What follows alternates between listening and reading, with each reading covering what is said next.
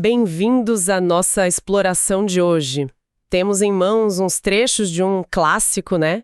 Introdução à Lógica, do Ivan Coppi. Um livro que, nossa, realmente formou muita gente. Sem dúvida. E um ponto que o Copper levanta logo no começo, acho que na página 7, é super atual, né? Que o conhecimento, principalmente o científico, avança tão rápido que o que a gente aprende hoje, amanhã já pode, sei lá, tá meio obsoleto. Exato. O que nos leva direto para a nossa missão aqui, então. Nesse mundo de tanta informação, talvez a grande habilidade seja mesmo aprender a pensar. E a lógica, como o Coppi mostra, é a ferramenta para isso. Vamos investigar juntos como esses trechos ajudam a gente a estruturar o raciocínio, a sacar o que é um argumento bom de um ruim e, talvez o principal, né? Não cair nas ciladas do pensamento que estão por aí. E é fundamental, desde já, entender o foco da lógica. Ela não quer descrever como as pessoas pensam na vida real, sabe? Com aquela mistura toda de emoção, intuição, tentativa e erro. Isso é mais para a psicologia. A lógica busca outra coisa, os princípios do raciocínio correto. O desafio dela é esse, dar critério para a gente separar o raciocínio que funciona do que não funciona, o certo do errado. Ok, bora desmontar isso então. Quais são as peças básicas que a lógica usa para trabalhar? Tudo começa com as proposições, certo? Exatamente. Proposições são a matéria-prima. O texto define como sentenças que afirmam ou negam alguma coisa e o ponto-chave. Elas podem ser verdadeiras ou falsas. Isso é que diferencia de uma pergunta ou uma ordem ou, sei lá, uma exclamação. Entendi. Tipo, o céu é azul é uma proposição verdadeira. A terra é plana é uma falsa. Mas o livro faz uma distinção que parece meio detalhezinho, sabe? Entre a frase e a proposição. Usa o exemplo João ama Maria e Maria é amada por João. Qual a importância disso na prática? Não é meio acadêmico? Ótima pergunta, porque isso vai no centro do que a lógica quer analisar. A importância é focar no significado, naquilo que pode ser V ou F, e não na forma como a gente fala ou escreve. João ama Maria. Maria é amada por João. São frases diferentes, palavras diferentes, estrutura diferente, mas dizem exatamente a mesma coisa, né? A mesma relação entre eles. Essa ideia, essa afirmação por baixo, que a lógica chama de proposição. Sacar isso permite analisar a lógica de um argumento sem se perder nas variações de estilo. Entendi. A lógica quer a essência da ideia, não a embalagem. E como essas proposições se juntam para formar um raciocínio. Aí entra o que se chama de inferência. Inferir é basicamente tirar uma proposição, que a gente chama de conclusão, a partir de outra ou outras, as premissas. As premissas são tipo a base, as razões que você dá para acreditar na conclusão. E é super importante notar que esses papéis, premissa e conclusão, não são fixos para uma proposição tá. A mesma frase pode ser conclusão aqui e premissa ali. Depende do argumento. Faz sentido. Então, o primeiro passo para analisar um argumento é achar as premissas e a conclusão. O texto até fala que às vezes tem umas palavrinhas que ajudam, tipo logo, portanto, para a conclusão, ou porque, já que, para as premissas. Mas que nem sempre elas aparecem, né? Isso. Os indicadores ajudam, mas não dá para confiar só neles. O principal é entender o fluxo do raciocínio, o que está sendo afirmado. E por quê? Quais as razões? E na linguagem normal, a estrutura pode ser bem solta mesmo. Sim, isso ficou claro nos exemplos. A conclusão não precisa vir no fim, né? Pode estar no começo, no meio, ou como você disse, às vezes nem está dita, está só na ideia. Aquele argumento sobre proibir drogas do Ethan Adamant, ele lista um monte de coisa ruim, violência, prisão cheia, corrupção, que são as premissas para concluir que a proibição foi um fracasso. A conclusão está ali, implícita, mas tá. Perfeito. Outro exemplo bom dessa flexibilidade é o do custo real dos combustíveis fósseis. A ideia central, a conclusão, é que o preço que a gente paga na bomba é só uma partezinha do custo total. E as razões, as premissas, são os custos escondidos: saúde, ambiente, problemas sociais. O argumento está lá, mesmo que espalhado num parágrafo. Identificar a estrutura é chave. Mas e quando o argumento é mais complexo? Várias premissas se conectando de jeitos diferentes. Aí que entra uma ferramenta que o Coppi acha muito útil, diagramar os argumentos. Fazer um desenho da estrutura ajuda a ver direitinho como as premissas estão sustentando a conclusão. Diagramar. Tipo, desenhar caixinha e seta? O que isso mostra de verdade? Exato. Pode ser simples assim, mas mostra algo crucial. Se as premissas dão apoio independente ou se elas precisam trabalhar juntas. Pensa em montar um móvel, talvez. Às vezes, você tem várias peças, as premissas, que se encaixam direto na parte principal, a conclusão. Cada uma ajuda um pouco sozinha, tipo parafusar 4 pernas numa mesa. Cada perna segura um pouco. Isso é apoio independente. No diagrama seriam várias setas, uma de cada premissa para a conclusão. Ok, apoio independente, entendi.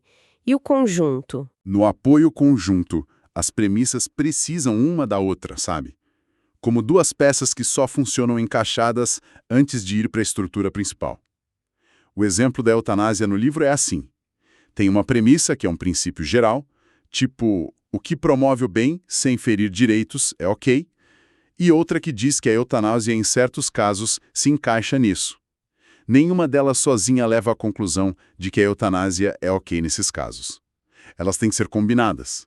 No diagrama, a gente juntaria essas premissas com uma chave, um E, e só daí sairia a seta para a conclusão.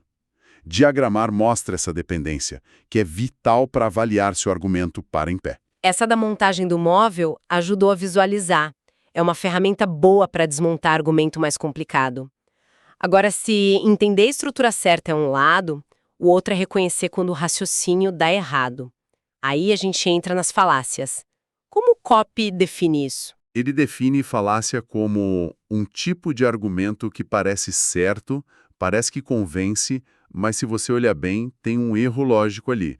O perigo, e por isso estudam isso desde Aristóteles, é que elas são psicologicamente persuasivas, mexem com a gente, com nossos vieses, emoções, distrações, e aí enganam. Quais são algumas dessas armadilhas que o texto mostra? Imagino que reconhecer isso é tipo um escudo, né? Para não ser enganada. Com certeza, uma super comum é o argumento ad hominem contra a pessoa. Em vez de discutir a ideia, você ataca quem está falando. Essa a gente vê direto. Tem a forma abusiva, que é basicamente xingar, menosprezar, chamar de radical e ignorante para invalidar o que a pessoa diz. Isso. E tem a forma circunstancial, que tenta desqualificar o argumento falando das circunstâncias da pessoa, tipo, a opinião desse empresário sobre imposto não vale porque é óbvio que ele quer pagar menos. Ou aquela variação tu quoque, você também, que tenta justificar um erro apontando que o crítico também erra. O exemplo do caçador que responde, mas você come carne de vaca, é clássico. O fato do crítico comer carne não faz a caça ser certa ou errada, é só para desviar o foco. A armadinha aqui é a distração. Tira o foco do argumento e joga na pessoa. Essa tática da distração é fogo mesmo. Outra falácia que ele menciona é o apelo à ignorância, o ad ignorantium. Como é essa? Essa diz que algo deve ser verdade só porque ninguém provou que é falso. Ou ao contrário, que é falso porque ninguém provou que é verdade. Ninguém provou que não tem ET visitando a gente, então eles devem existir. Ou não tem prova dessa teoria da conspiração, então ela é falsa. A falta de prova não prova nada, nem para um lado nem para o outro. Mas o texto coloca uma exceção importante aí, né? Fundamental. A exceção é quando tem uma busca ativa, metódica, bem feita, para achar evidência de algo, e essa busca falha direto. Aí sim, a falta de evidência pode ser uma evidência importante. O exemplo do teste de remédio é bom. Se testes rigorosos feitos para achar toxicidade em animais não acham nada de ruim, isso vira um indício forte, não prova absoluta, claro, de que talvez seja seguro para a gente. Não é apelo à ignorância passiva. É uma conclusão baseada numa busca ativa que não achou o que procurava. Entendi a diferença. E a tal da pergunta complexa? Essa parece perigosa. E é fazer uma pergunta que já vem com uma afirmação escondida, polêmica ou não provada. Aí, qualquer resposta direta acaba confirmando essa afirmação implícita. O livro dá exemplos tipo, por que a iniciativa privada é tão mais eficiente que a pública? A pergunta já parte do princípio que ela é mais eficiente, que é justamente o que podia estar em debate. Ou perguntar sobre um imposto. Como os inquilinos que não pagam direto vão reagir? Já assume, talvez errado, que eles não são afetados economicamente. É um jeito de enfiar uma premissa sem discutir na conversa. Tem que ficar atenta para não cair nessas perguntas com um pegadinho. E para fechar as falácias, o texto junta umas que parecem apelar direto para a emoção, né? Sim, são as que tentam ganhar a briga mexendo com sentimentos, em vez de usar a lógica. O apelo à emoção, ad populum, tenta inflamar paixões, patriotismo, medo, entusiasmo para fazer a gente aceitar algo. Propaganda usa muito isso.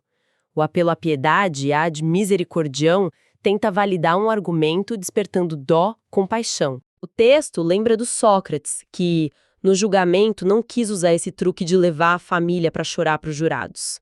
E tem um apelo à força, ad baculum, que troca argumento por ameaça, direta ou indireta.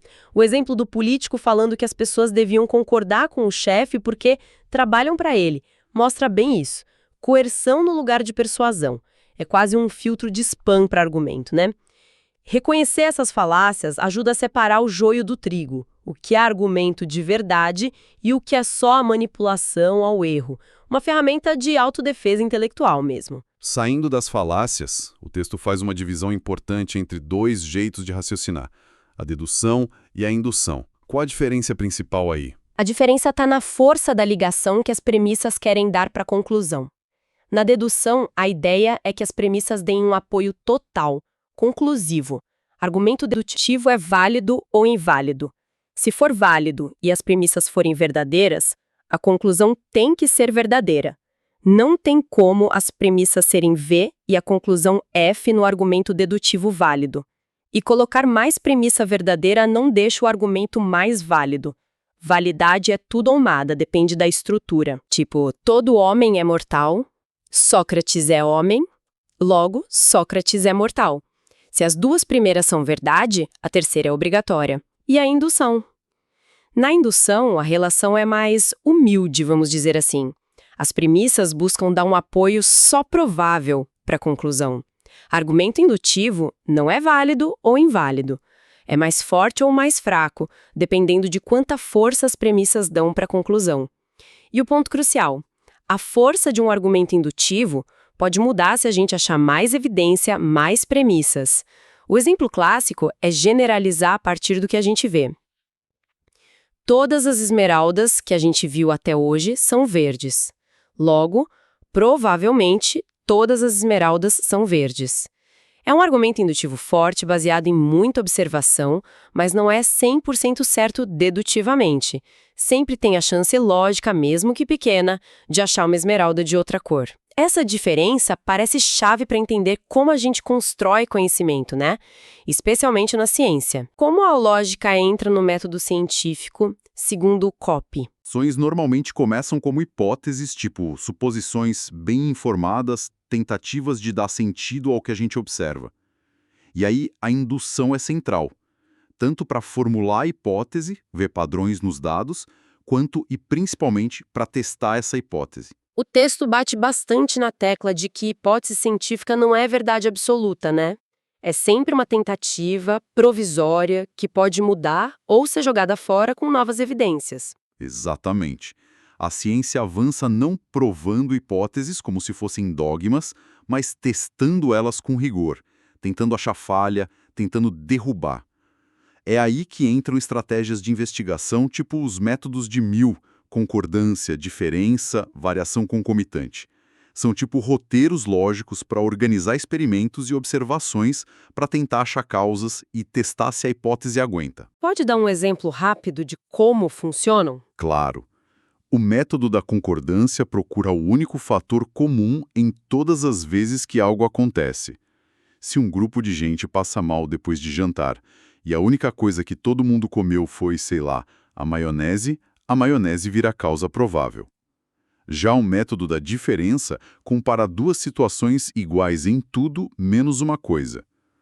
Se o fenômeno acontece onde essa coisa está presente e não acontece onde está ausente, essa coisa provavelmente é a causa. O exemplo clássico é o da febre amarela. Quem estava protegido de mosquito não pegava, quem estava exposto pegava. Indicou o mosquito como vetor. Mas esses métodos são receita de bolo para achar causa? Certeza absoluta. Não, e o Copy deixa isso claro quando fala das limitações.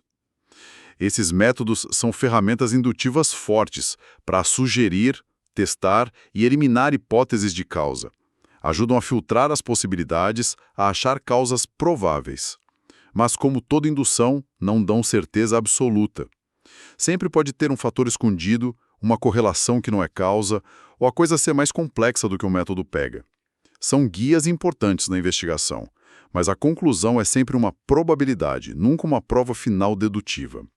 Lidam com o mundo real, né? Que é complicado por natureza. Faz todo sentido. Então, recapitulando nossa imersão aqui nos trechos do Copy, a gente viu a lógica não como algo distante, mas como ferramenta prática mesmo. Desde entender os tijolinhos básicos, proposição, inferência, passando por decifrar a estrutura dos argumentos até com diagrama, aprendendo a identificar e se defender das falácias que estão por aí, e finalmente entendendo a diferença entre dedução e indução e como a indução segura a investigação científica.